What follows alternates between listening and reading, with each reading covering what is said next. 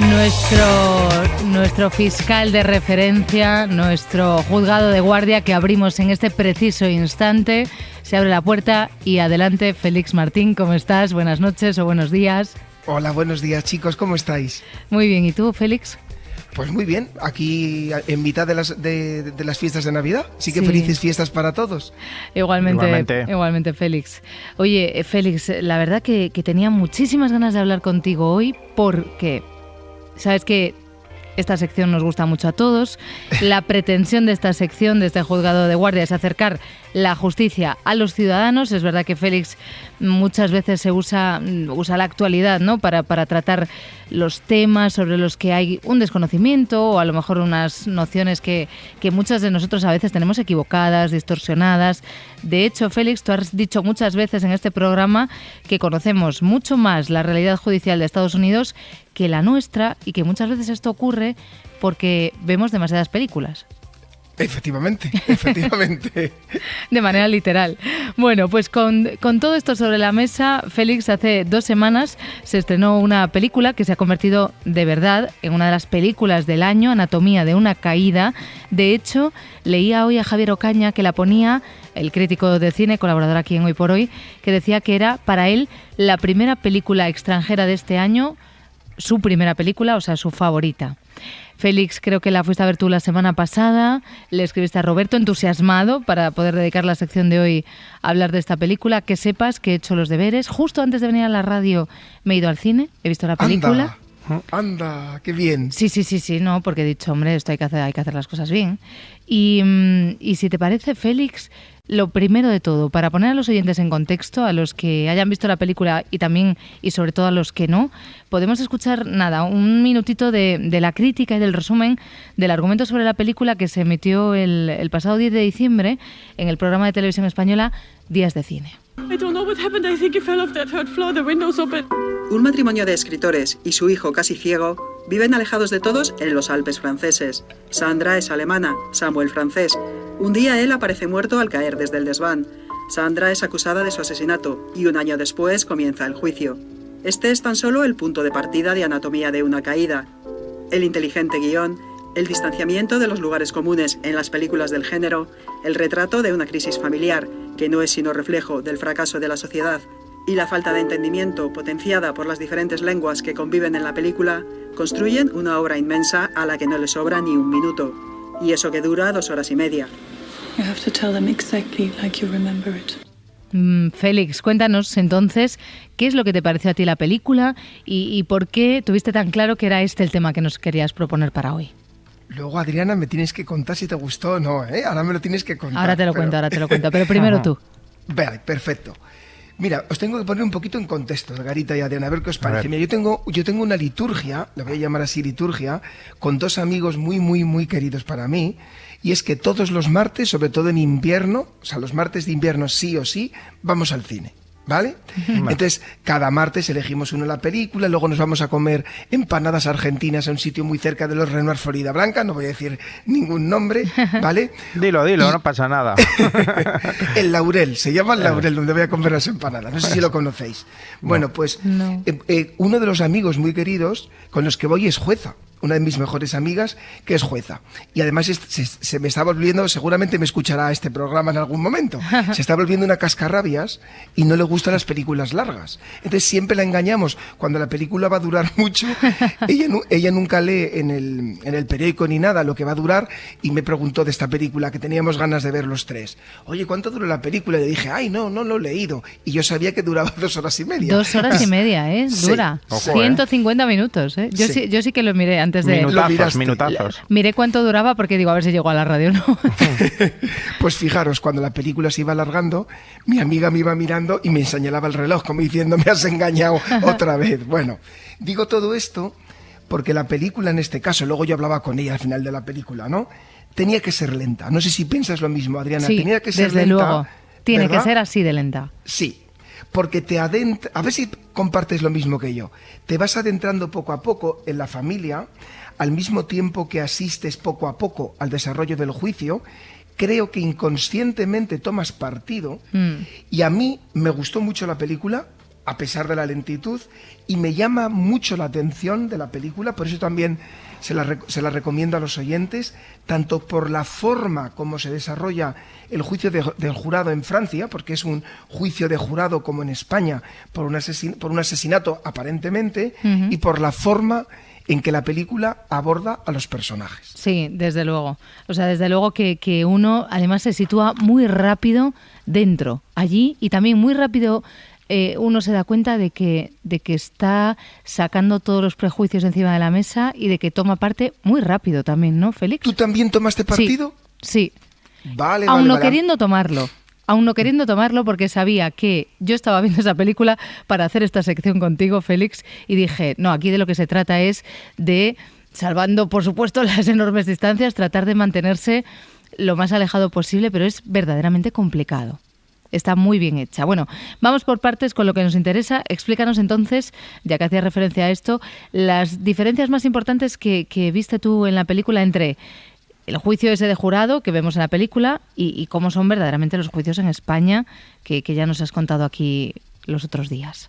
Pues como tú muy bien decías, Adriana, al principio, es una película también perfecta para ver las diferencias. Además es que era muy divertido yo en el cine viéndolo con mi amiga la jueza, Claro. que flipaba en colores porque realmente yo desconocía. Hay, como lo voy a intentar explicar ahora con vosotros, chicos, hay importantes diferencias, muy importantes, entre la forma de desarrollar el juicio en Francia, ¿no? y el nuestro, que también a mí me ha servido a la hora de preparar el programa de hoy con vosotros, un poco para entender el por qué en España son estas diferencias, y también voy a tratar de explicarlo, no sé si con acierto o no, para intentar explicaros un porqué. Venga, vale, vamos con la primera, el modelo de jurado.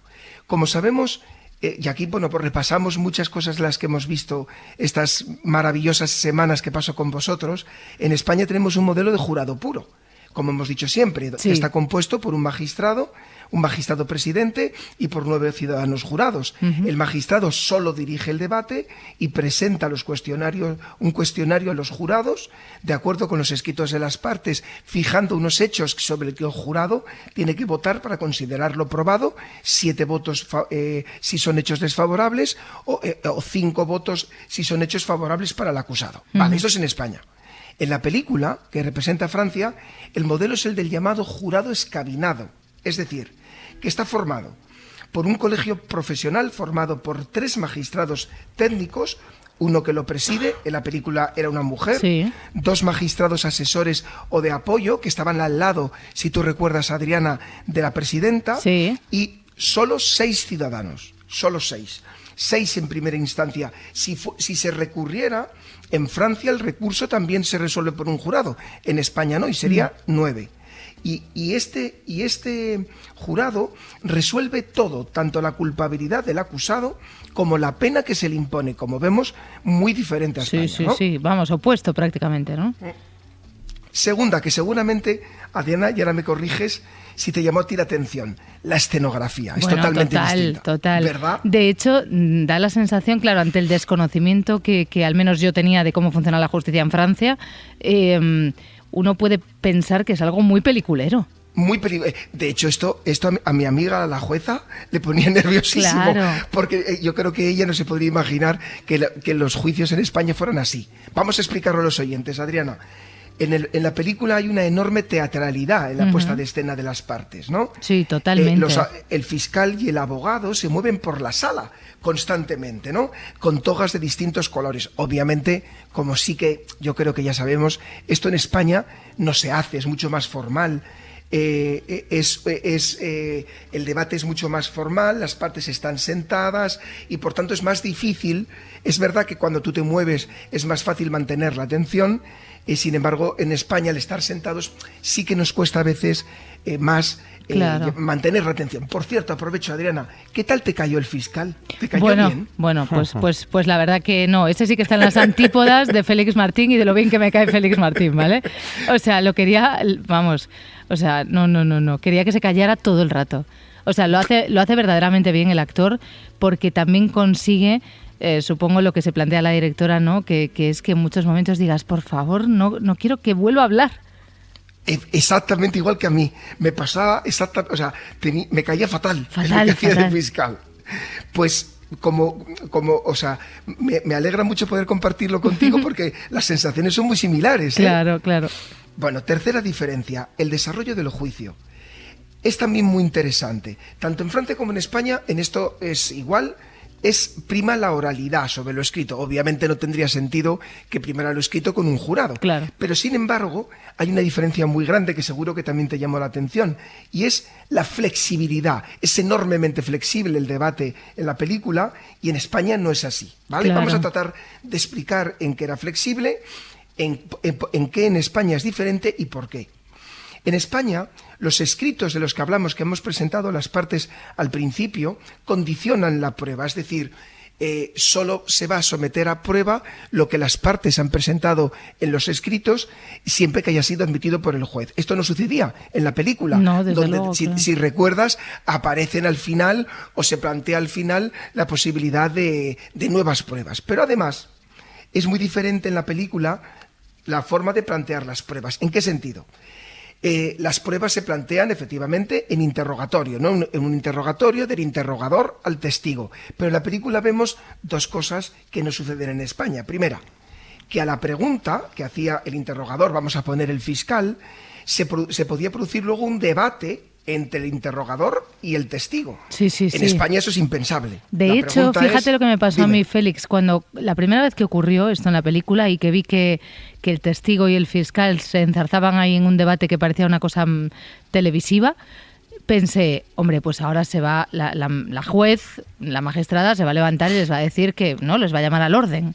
Totalmente. Imagínate a mi amiga la jueza sentada a mi lado, vamos, es que le salía humo por las orejas. Esto no puede ser.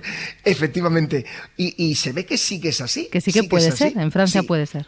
Puede ser esto y otra cosa que seguro que te llama la atención, que el que interroga puede hacer valoraciones. Bueno, ¿vale? Sí.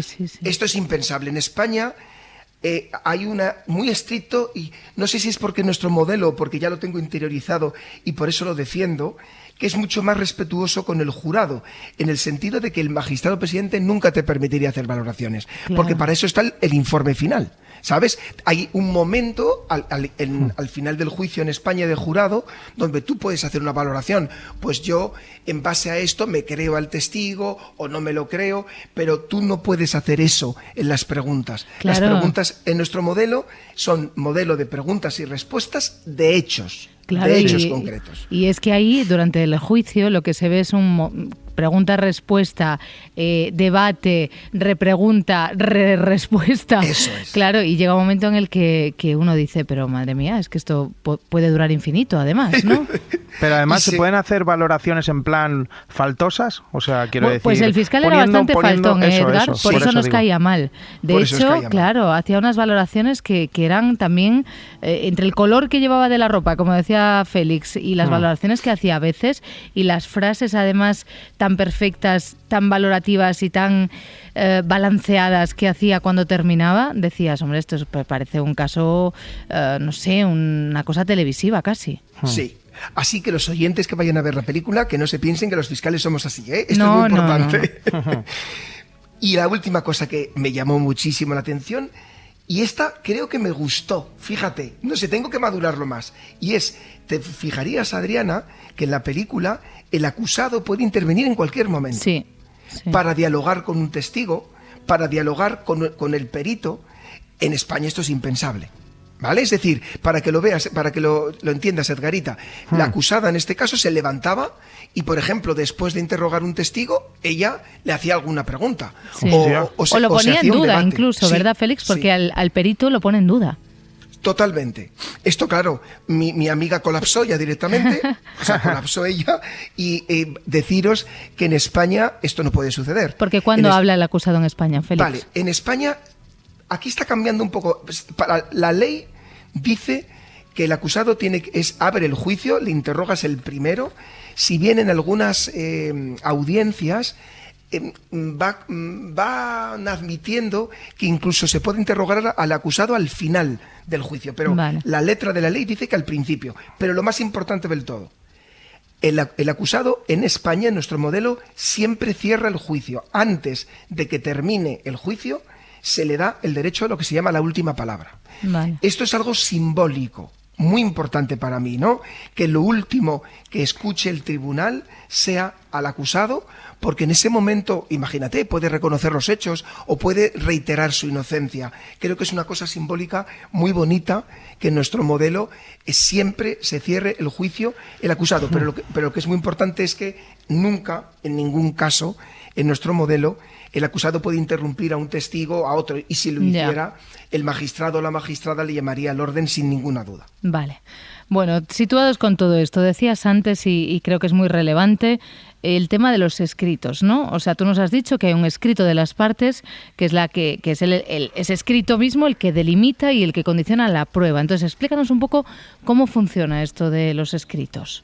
Claro, es muy importante que tú me podrías preguntar, chicos, ¿qué finalidad tienen estos escritos? Vale, hago yo. ¿Qué finalidad tienen estos escritos? Qué interesante pregunta me has hecho, Edgarita.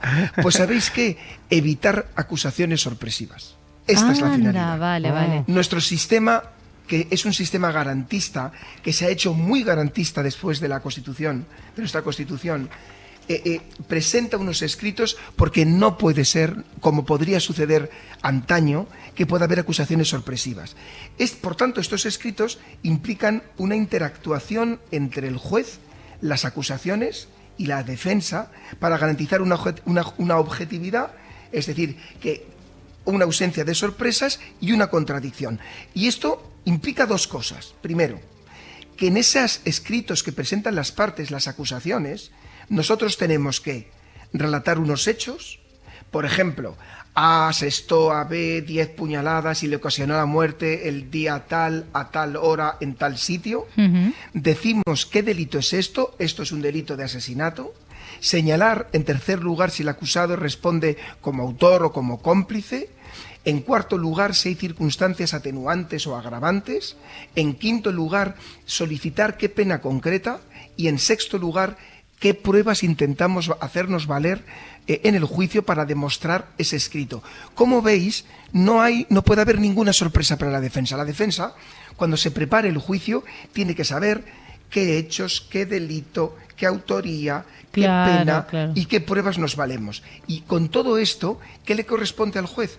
El juez tendrá que examinar esos escritos con la finalidad de admitir o rechazar las pruebas. Vale, entonces con esta forma de actuar que tenemos aquí en España, lo que se pretende, Félix, es, decías, en primer lugar, que no haya esa acusación sorpresiva, que de repente no se encuentre con algo inesperado, que no lleven preparado, que no hayan, bueno, pues eso, que tal cual lo dice la palabra, ¿no? De sorpresiva, que les pide de sorpresa.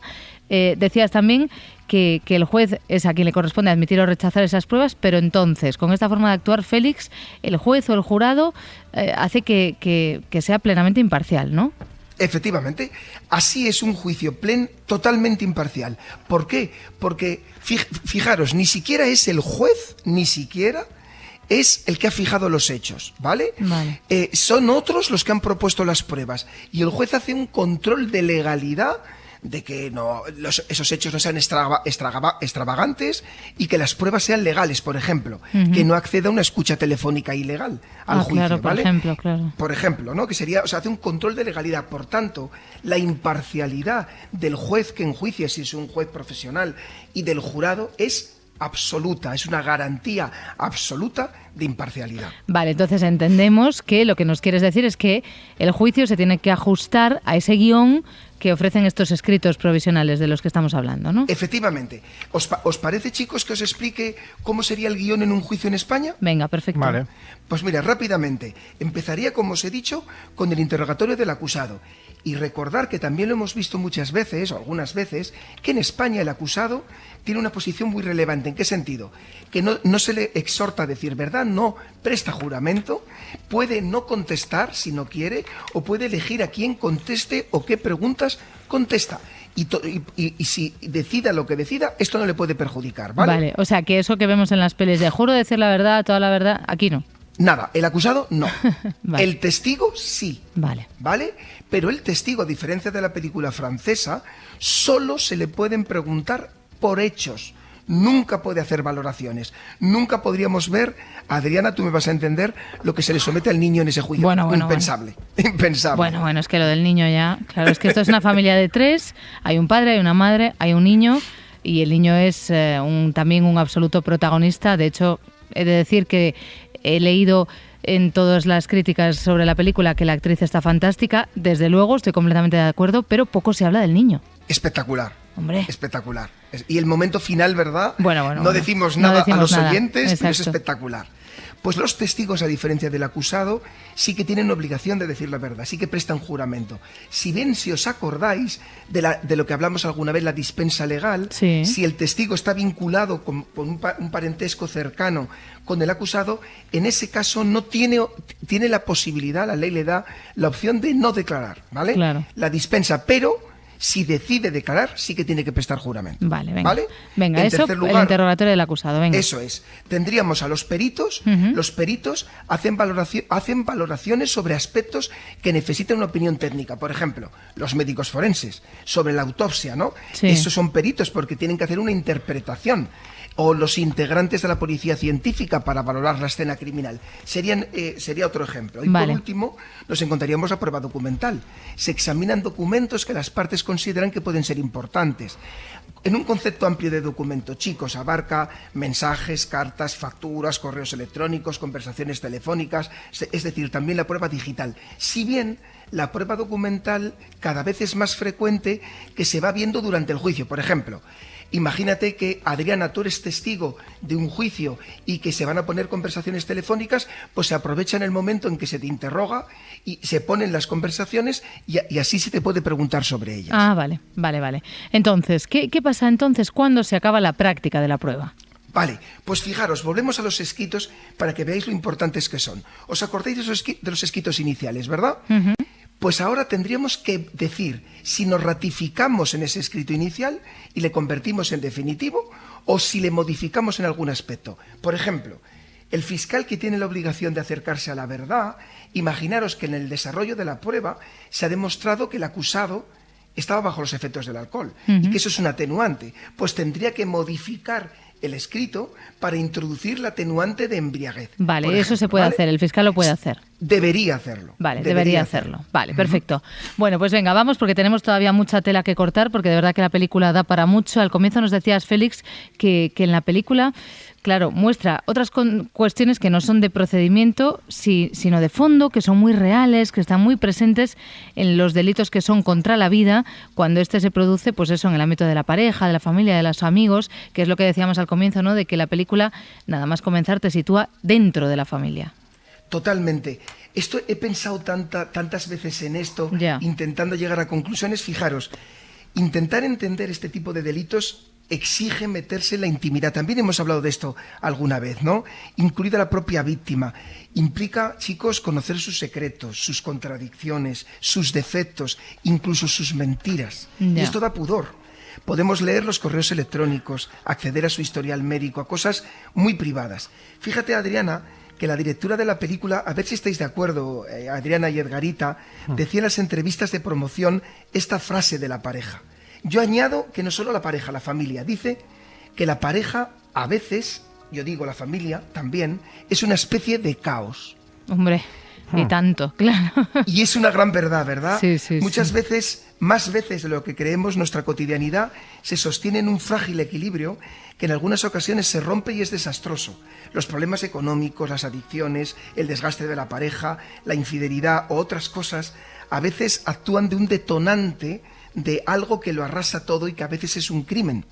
Y la otra gran verdad, que también lo dice la directora en la promoción, es que hay veces, y esto es duro, que cómo te comportas en 10 minutos definen tu vida y puede tener consecuencias irreparables para toda tu vida. Fíjate, Adriana, fíjate, Edgarita, fijaros en la siguiente contradicción, ¿no? En un juicio estamos intentando desvelar lo que pasó en unos segundos, en unos minutos como mucho, y para valorar unos segundos o unos minutos que son lo único que nos importan, analizamos miles de minutos que no importan, porque solo nos importan esos segundos. Bueno, y esto es absolutamente palpable en la película, Félix, sí, porque y efectivamente creo que esa es una de las razones por las que la película es tan lenta, porque te hace reflexionar mucho sobre ese instante en el que sucede el hecho que se está juzgando durante toda la película, que efectivamente, como tú dices, son unos segundos, unos minutos si acaso, y sin embargo, las vueltas que se le da, el espacio que ocupa y lo que dices tú, y la vuelta que le da a todas las vidas que hay alrededor de eso es terrible. Terrible. Y en estos casos los fiscales, claro, es que tenéis que analizar la vida privada de esas personas.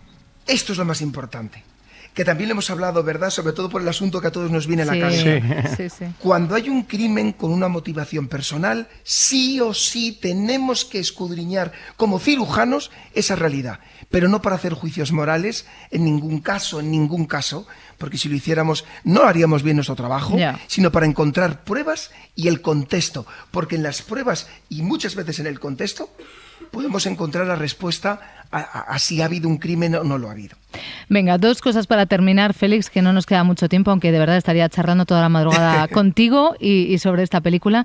2 cosas, la bomba atómica por un lado y esa frase tuya tan popular de el mal gratuito existe, porque no la vamos a poner porque no nos queda mucho tiempo, pero cuéntanos así brevemente algo sobre esto. La bomba atómica. La bomba atómica se ve muy bien en la película, Adriana, la profunda transformación que sufre todo el mundo por un crimen. Sí, un crimen es como una bomba atómica que arrasa todo a su alrededor. Y no solo en la familia de la víctima, sino también en la familia del autor. No vuelve a crecer la hierba. Es una bomba atómica. Es una bomba. ¿Y el mal gratuito, Félix? Efectivamente.